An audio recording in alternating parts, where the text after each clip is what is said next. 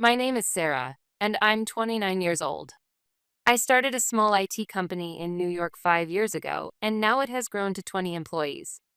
When I began, I had no money, no connections, only an obsession with succeeding no matter what. I graduated from college on a scholarship. My youth wasn't glamorous, but I never let go of my dream. And the person who supported me the most along the way was, above all else, my mother. My father left when I was 5. My mother never cried. She worked at a factory during the day and as a cleaner at night, but no matter how tired she was, she'd always smile at my sister and me and say, "You girls can do anything." We were poor, but our home was always warm. That's exactly why I made a promise to myself. I would absolutely repay my mother one day. Once my business started to take off, I gradually began supporting my mother's life. A new refrigerator, a washer-dryer, a new sofa, and curtains, I replaced them all. Every May, we made it a tradition to go on a Mother's Day trip together. The first trip was to Sedona. As she looked out at the Red Rock Mountains, my mother got teary-eyed and said, "I never imagined I'd see scenery like this in my lifetime." But each time, my younger sister Kristen would say things like, "I'm the one who suggested the trip to Sarah," and all the gratitude would end up directed at her. It was the same with the home appliances. Kristen would laugh and say, "This is a gift from both me and my husband." And my mother would smile happily and say, "Thank you." So I corrected it a few times. I'd paid for it, I'd clarify, and my mother, surprised, would say, "Oh, really? Thank you." But at the same time, Kristen would clearly show her annoyance. I guess she didn't like things not going her way. After that, at least on the surface, Kristen stopped claiming she had paid for things. I had warned her, after all. From now on, be honest. Stop making it sound like you did everything yourselves. Kristen just laughed a little, saying, "Sorry, sorry, I didn't mean anything by it," and brushed it off like it was nothing. What she actually said behind my back, though, I guess I'll never know. Kristen got married right after high school and now lives with her husband and 2 kids in a small house in the suburbs. Lately, she started saying, "I help out with my husband's business." And my mother proudly tells people, "Kristen does a great job balancing work and family." On Christmas morning, I woke up early. Under the still dark Manhattan sky, white snow was quietly falling. Today's weather forecast called it the perfect holiday surprise. I figured that didn't just mean snow, it meant time together as a family. I had prepared that togetherness down to the last detail. The day before Christmas, my cousin Tiffany stopped by after work and helped me set the table. She's always been thoughtful, one of the few people who quietly lends a hand when I'm busy and who really understands me. As she straightened the red tablecloth in the kitchen, she gave a small laugh. "Sarah, you really are too perfect. Not many people would go this far for everyone, you know?" Those words really stuck with me. Looking back, maybe Tiffany sensed a tension in me I hadn't noticed myself. But I felt I had to make everything perfect. It felt like that was the only way I could prove my own worth. I prepped the turkey, put the special gravy on the stove, baked a homemade apple pie the night before, decorated the table with red poinsettias, lined up gifts under the tree, and hung stockings with everyone's name by the fireplace. This year, my mother, Kristen, and her husband, and their 2 kids were all coming.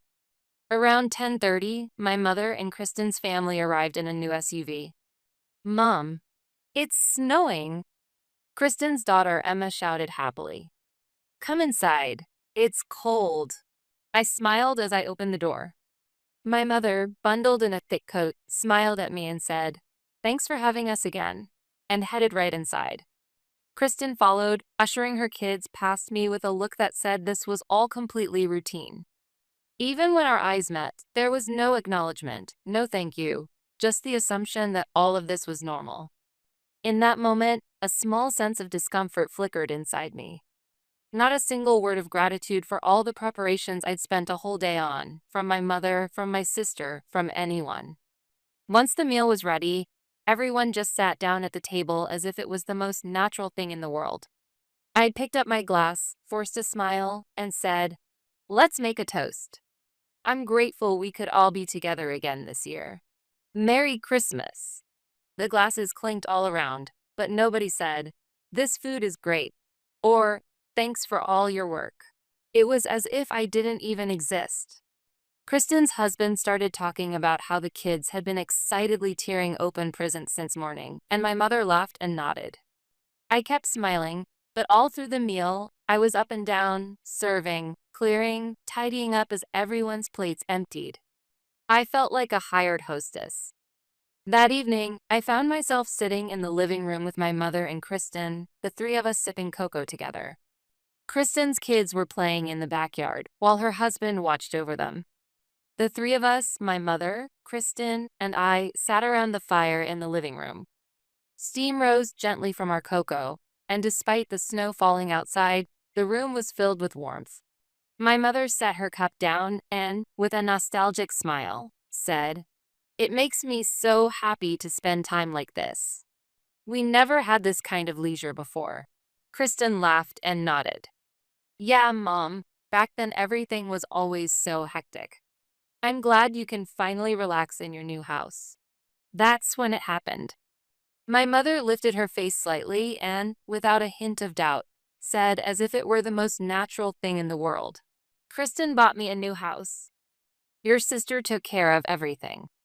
You've never done anything for me." I caught my breath. I'm really grateful. I never imagined I'd get to live in such a wonderful house, having done nothing myself. Kristen chimed in with a smile. "I just wanted to give something back to Mom, that's all."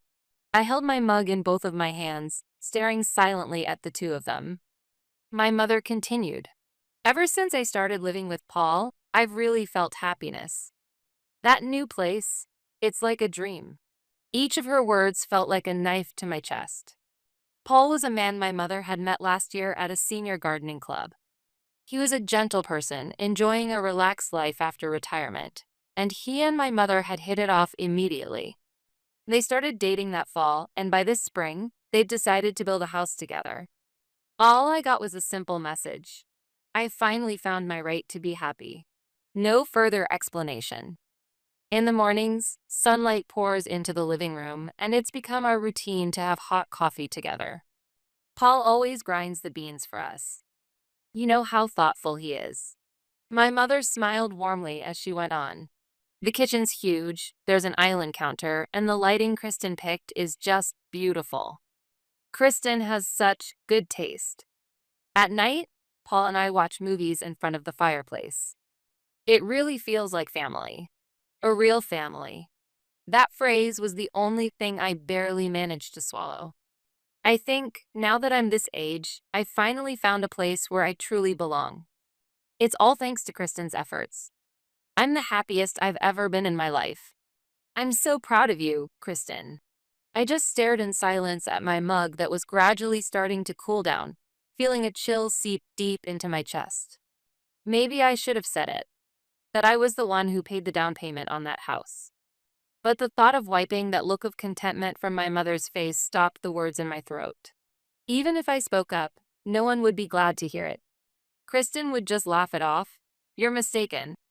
And I already knew who my mother would believe. So I swallowed everything. I just quietly pretended to sip my cold cocoa. After that, as always, our family's Christmas party shifted to the traditional gift exchange. For my mother, I had picked out a custom-made scarf. For Kristen's kids, I got Legos and picture books. Wow, this is what I wanted, Emma shouted, and I finally managed a small smile. But when my mother opened her present, she tilted her head a little. "It's pretty, but aren't scarves like this too cold?" It was a 100% cashmere, winter-ready scarf. "It's lined with wool to keep you warm," I answered quietly. "Oh, really? Well, thank you." She smiled and looked over at Kristen. At that moment, I was speechless. For the first time, I truly understood. My mother only believed Kristen. The realization hit me like a blow. That I didn't raise my voice. I didn't complain or protest or try to explain. I quietly set down my mug and left the room, Kristen's laughter echoing behind me. As night fell and the fire in the living room flickered low, Kristen's husband said, "Should we head home?" The kids, sleepy-eyed, clutched their presents tightly. At the door, I simply said, "Take care, okay?" Kristen's smile seemed just a little strained. Maybe it was because I hadn't said a word. Maybe that unsettled her more than anything. Once I closed the door, I slowly returned to the kitchen and began cleaning up in silence. As I washed the mountain of dishes, my mother's words kept replaying in my mind. "You've never done anything for me." With my fingers growing numb in the icy water, my thoughts drifted back to that night a few months ago. It was early autumn. I'd gotten a rare phone call from Kristen. "Hey, Sarah. I wanted to ask you something." Her voice over the phone was oddly cheerful, with that familiar tone she used whenever she wanted a favor. Whenever she sounded like this, she always acted casual, but it was a calculated performance. "I want to gift Mom a new house. The place she's in now is so old and run down, and she's always said it gets freezing in the winter, especially with the drafts in the living room windows. I just feel so bad for her." "Yeah, but you guys wouldn't qualify for a mortgage, would you?"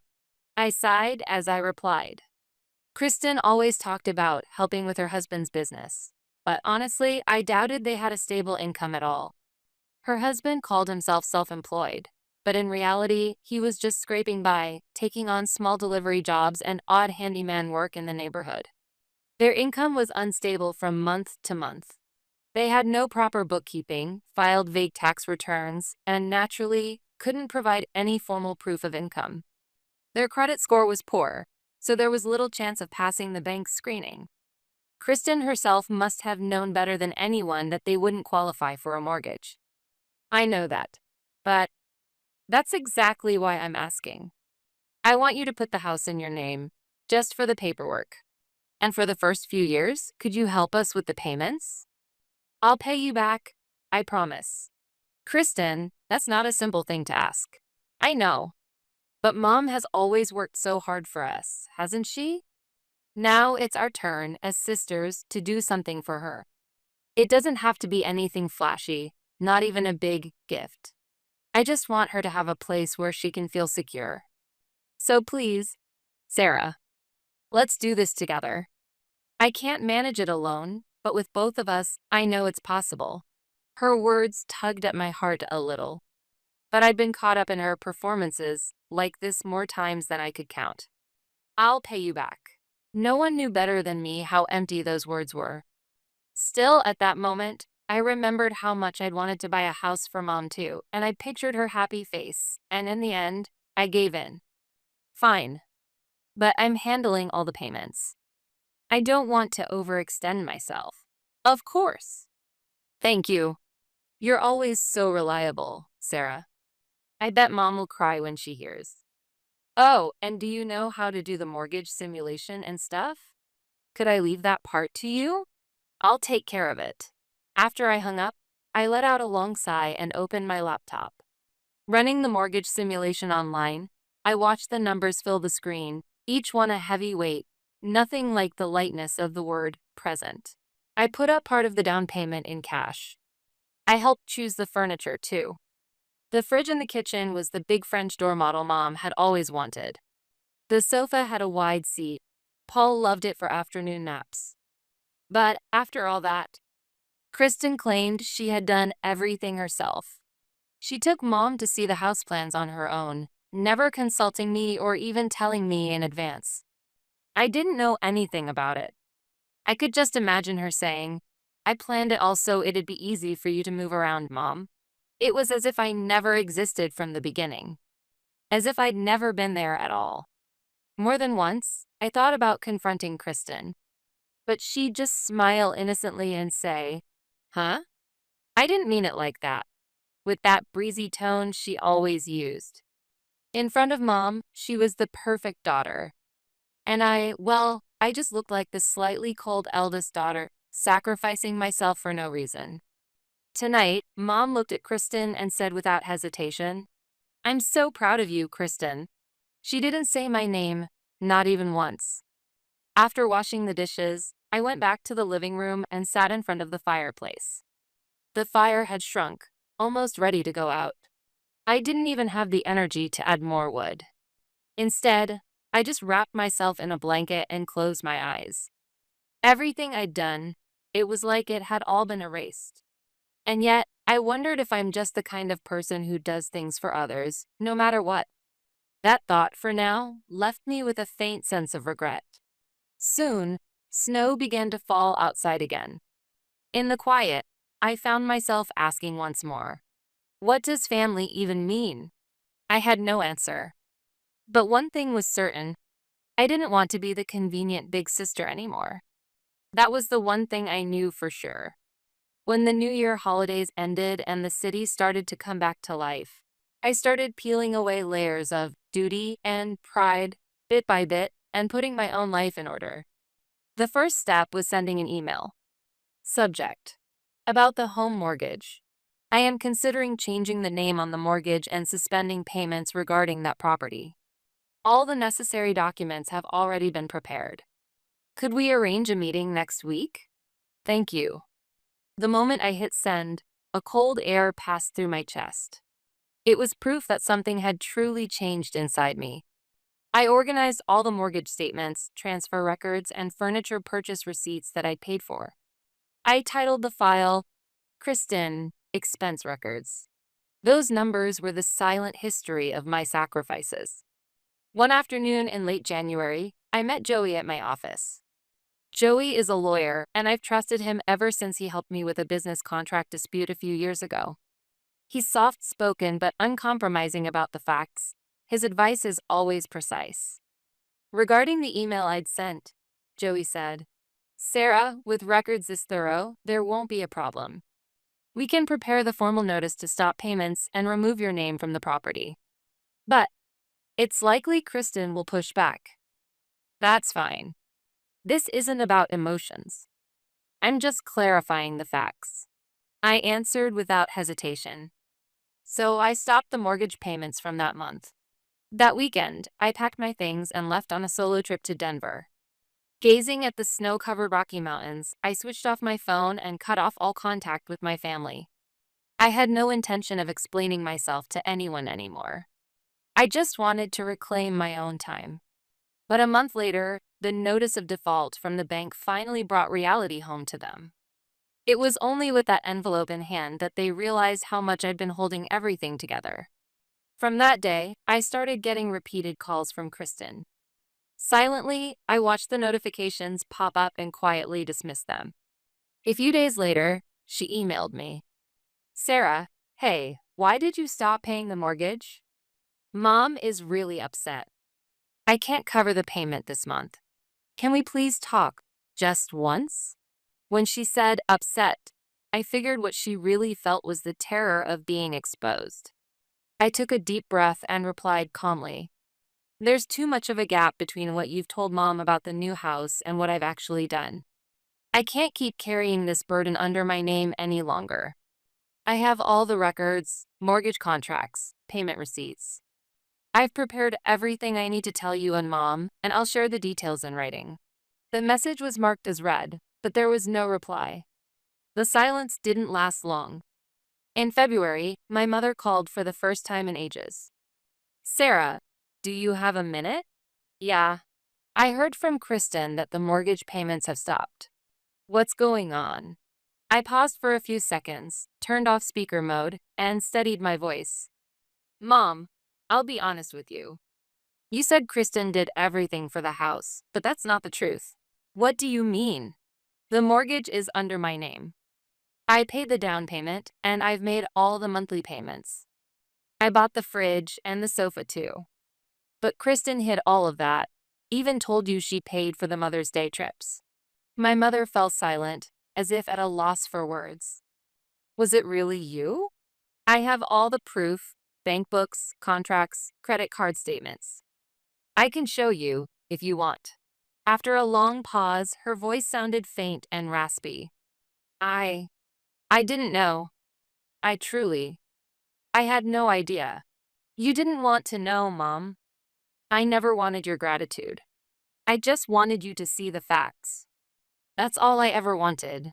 Just honesty. I'm sorry. I doubted she understood the true weight of that apology.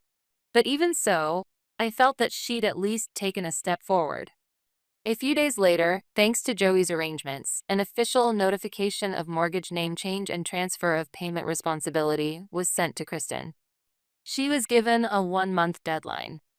If she couldn't keep up the payments, legal action would follow. After that, Kristen went silent. My mother also stopped reaching out. I simply went about my days in quiet. One night, I finally sat by the fireplace, letting go of memories of Kristen one by one. Her childish giggle as she played with my hair when we were kids. The way she boldly asked to borrow my school uniform in high school. The moment she laughed and said, "As long as you're here, I know I can lean on you." Even those words now felt like lines from someone else's life, far away. But I was okay now. I had decided to stop being the one who always supported everyone. I would live my life, no longer in anyone's shadow. Early February. Snow still lingered outside. Since stopping the mortgage, Kristen and my mother had gone quiet. That silence felt like the calm before a dam bursts. I was always on alert. I doubted they could keep up the payments, so it was only a matter of time before a foreclosure notice arrived. And reality came, abruptly and with little ceremony. "Hey, have you seen this?" It was a late-night message from my cousin Tiffany with a link attached. When I clicked, I saw Kristen's own social media post going viral. Her profile showed her real name and photos of her kids. The post read, "I only wanted my mom to have a safe, peaceful retirement in the new home I gave her. But suddenly, my sister cut off all help with the mortgage. Maybe it was a mistake to rely on someone so emotionally unstable. I thought family meant supporting each other, but we've just been abandoned. I've struggled as a single mom for years, and all I wanted was to build a home for my mother, a dream finally within reach. Now that the payments have stopped, my mom is at risk of losing her house. I can't do this alone anymore. If you can, please support us in rebuilding our family. I'm begging you from my heart." I was painted as the cold-hearted sister who heartlessly abandoned her family. The next post included a GoFund donation link, seeking support to help restore our family. I stared at the screen and let out a long breath. Oddly, I felt nothing. No shock, no anger, not even sadness. I just thought, so this is how far she'll go. The next day, I called Joey. Anonymously is fine. Please prepare everything, payment records, mortgage contracts, furniture receipts, so we can make them public. Also mention the possibility of donation fraud.